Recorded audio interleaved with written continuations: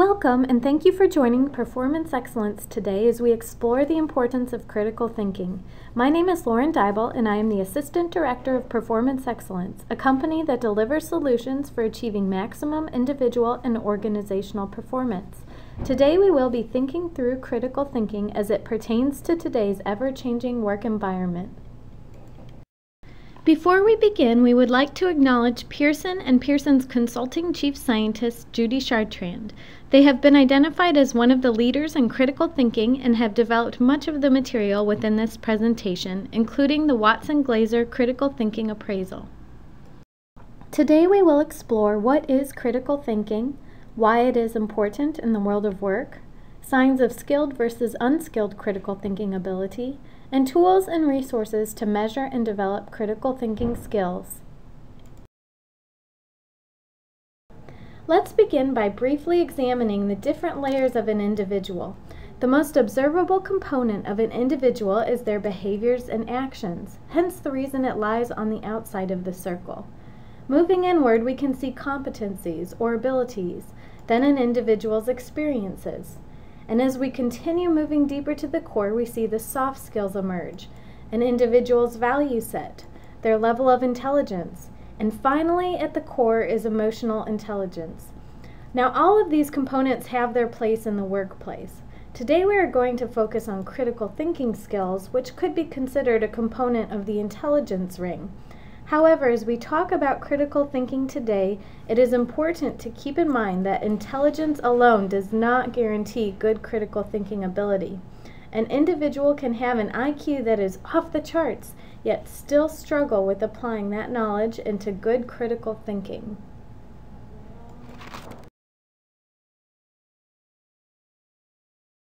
There are many theories about the different types of intelligence, one of which is crystallized intelligence versus fluid intelligence. Crystallized intelligence includes the skills, knowledge, experience, and lifetime intellectual achievement. Fluid intelligence includes more of the critical thinking, problem solving, thinking logically, analysis, pattern identification, inductive, deductive reasoning. Think along the lines of the science and math skills that we have. Now, crystallized intelligence actually increases as we age because our experiences are constantly expanding. Fluid intelligence, however, naturally declines as we age, so we must actively work to develop it.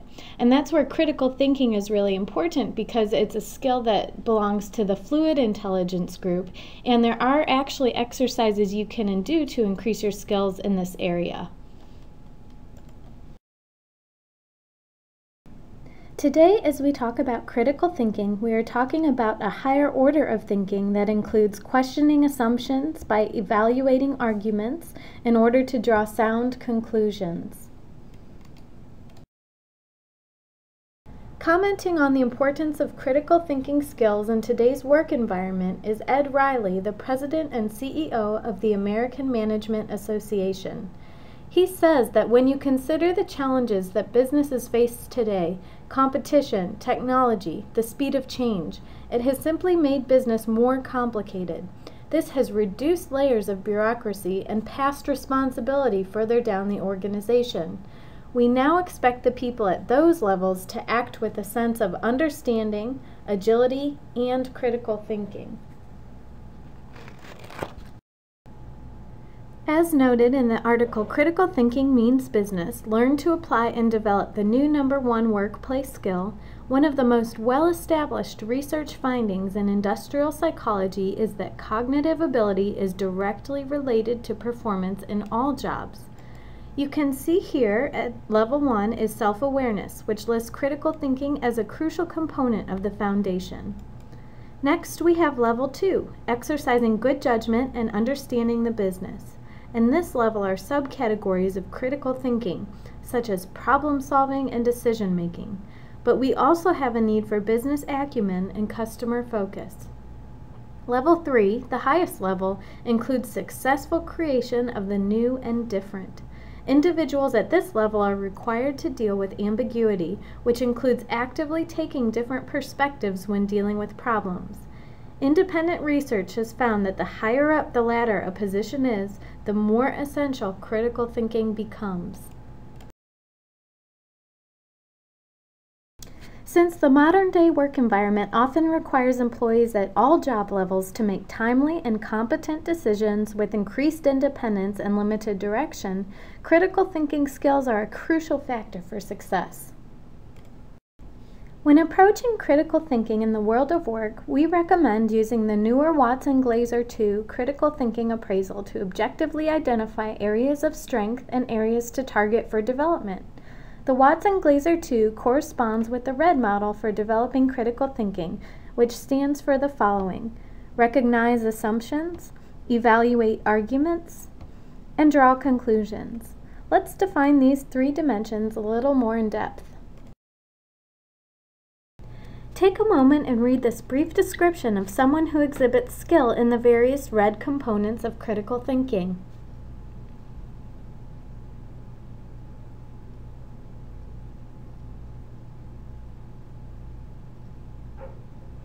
As you can see, all of these dimensions of critical thinking are crucial for making sound decisions in an efficient and timely manner at every job level. Now let's dig a little deeper into each of the three dimensions so we can see how they play out in the world of work. The first component of critical thinking is recognizing assumptions. Someone who exhibits skill in the area of recognizing assumptions identifies what is being taken for granted and explores diverse viewpoints on issues. Someone who needs to develop a higher level of skill in this area proceeds on unchecked assumptions and reasons only from a single viewpoint. In order to recognize assumptions, one must identify gaps in information and get to the root of the problem. Here are some general strategies to help increase skills in this area. Separate fact from opinion, identify and question assumptions in order to reveal information gaps or unfounded logic, and create a richer perspective by examining assumptions through the eyes of different people, such as the viewpoint of different stakeholders.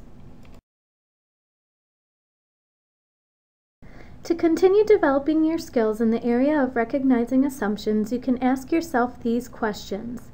What is the key issue problem you are trying to solve? What information and facts do you have about this issue?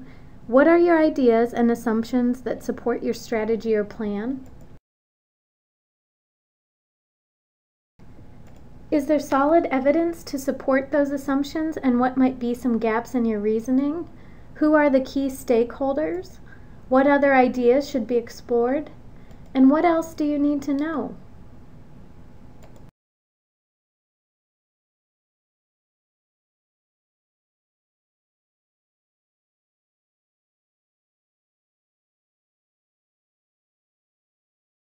Now let's talk about the second part of the RED model, evaluating arguments. Evaluating arguments includes analyzing information objectively and accurately, questioning the quality of supporting evidence, and understanding how emotion influences the situation. Everyone brings bias in their emotions to the workplace. However, how they deal with them can vary substantially. Some of you are familiar with our emotional quotient assessment, also known as our EQ assessment, which addresses emotions in the workplace more in depth. For those of you who were not able to attend our Lunch and Learn on emotions in the workplace, you can catch yourself up to speed by visiting our website at www.p-excel.com and clicking on the What's New with EQ button to the left of your screen. This will take you to our EQ webpage, which summarizes the crucial components of emotional intelligence. On this page is also a link to access our two-part Lunch and Learn video on YouTube, which will explain EQ more in depth. Someone who exhibits skill in the area of evaluating arguments analyzes an argument's reasoning and supporting evidence thoroughly and explores counter-arguments even when doing so is controversial. Someone who needs to develop a higher skill level in this dimension fails to question the reasoning and supporting evidence for an argument and moves forward without considering opposing arguments. To continue developing your skills in the area of evaluating arguments, ask yourself these questions when dealing with an issue or problem. What are the pros and cons of the solution you are proposing? What are your biases? Is there someone who has a different opinion that you could run your ideas by? And what impact will your decision have on others, and how will you handle this?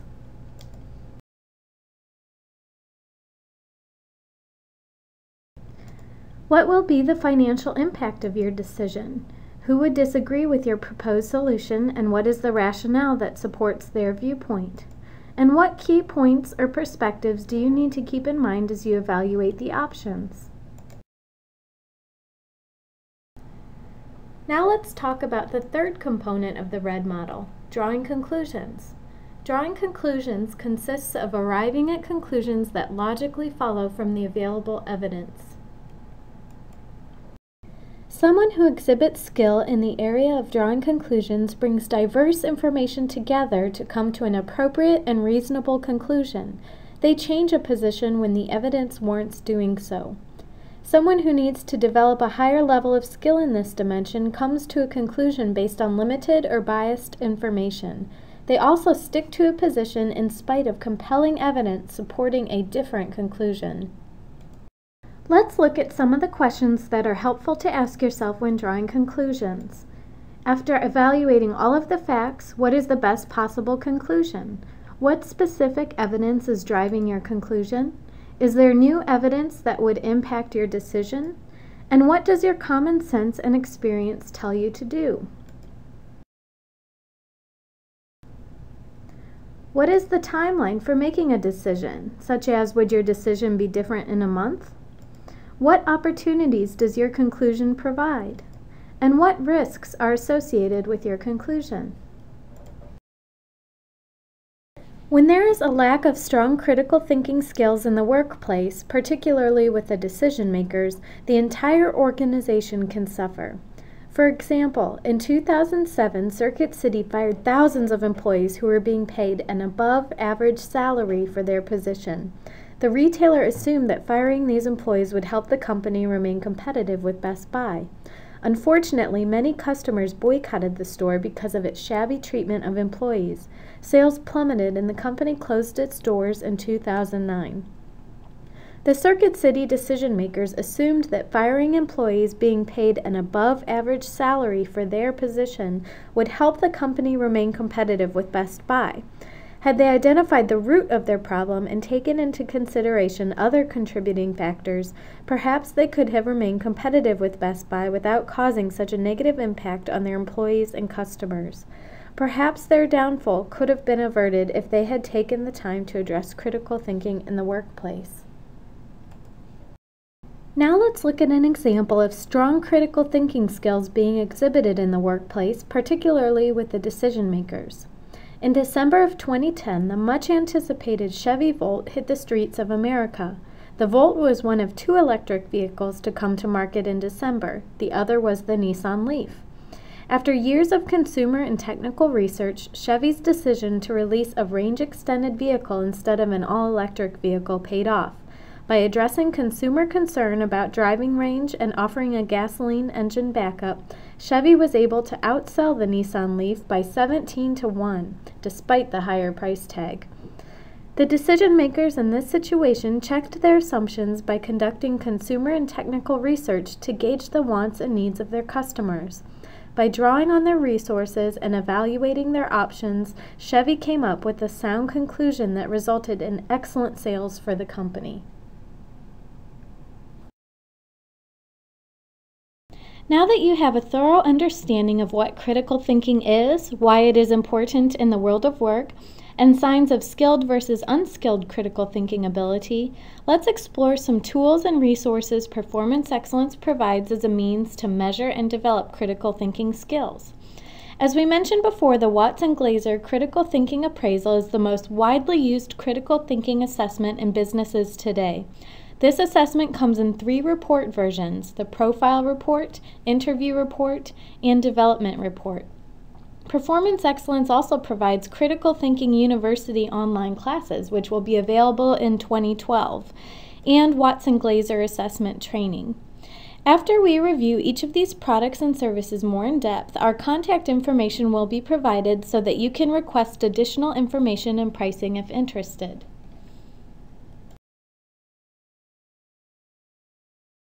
Before we review the varying Watson-Glaser report versions, let's take a moment and recap the reasons why we would use the Watson-Glaser critical thinking appraisal in the workplace. First, it's the most widely used assessment of critical thinking in business today. It is also predictive of how well an individual will make accurate inferences, recognize assumptions, properly deduce, interpret information, and evaluate arguments. So in general, how well someone can make good business decisions. It also compares the individual to others in their field. And the cost and efficiency of the Watson-Glaser assessment make it ideal for screening and hiring, promotion, development, and even succession planning.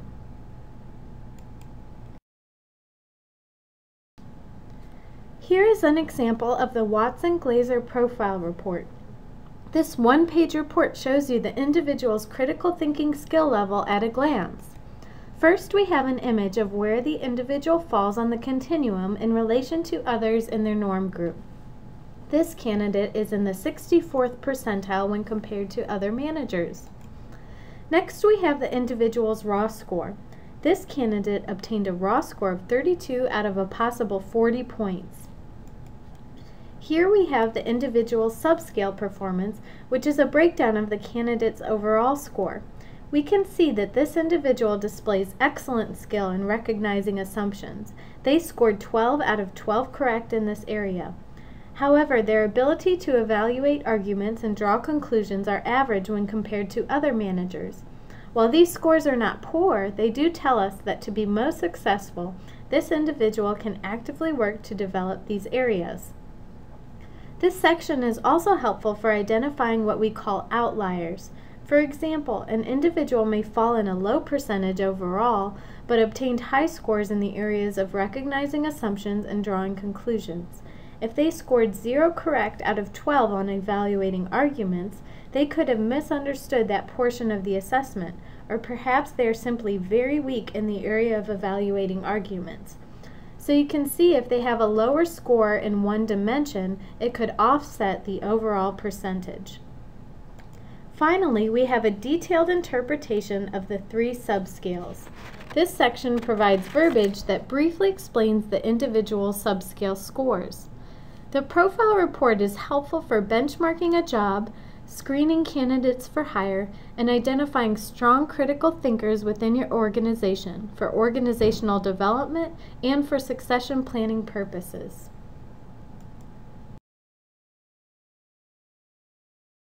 As I mentioned on the previous slide, you can compare your candidates to others in the industry using specific norm groups.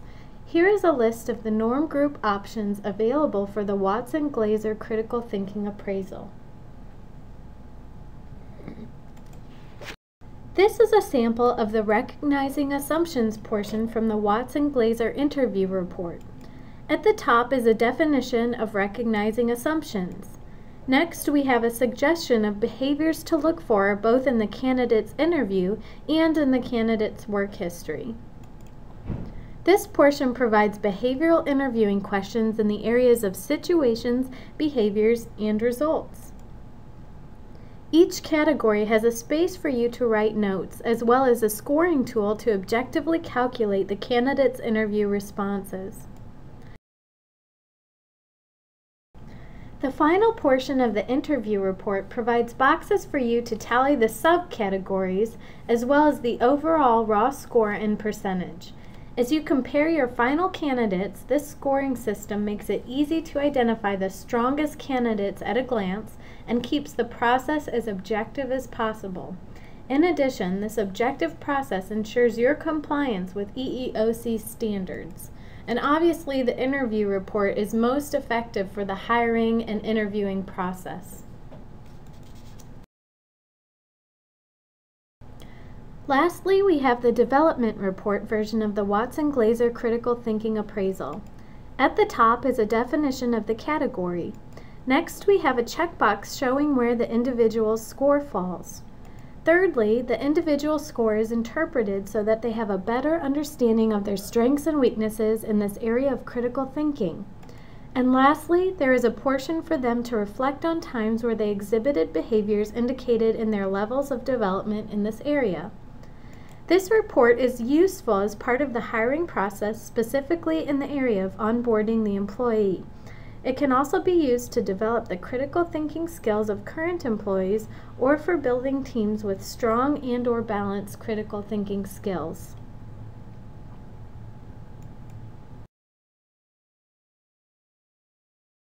The benefit of the development report is that there are practical suggestions for developing various critical thinking skills and spaces for the individual to reflect on and brainstorm ways to apply their newfound knowledge. It is a useful development tool for anyone at any level in the organization. A training option that provides schedule flexibility is our Critical Thinking University online classes. In just 1 hour a week, you can learn more about the different components of critical thinking and apply your knowledge to increase your performance. These 18 online classes are divided into 2 levels. Take a moment to review the class options.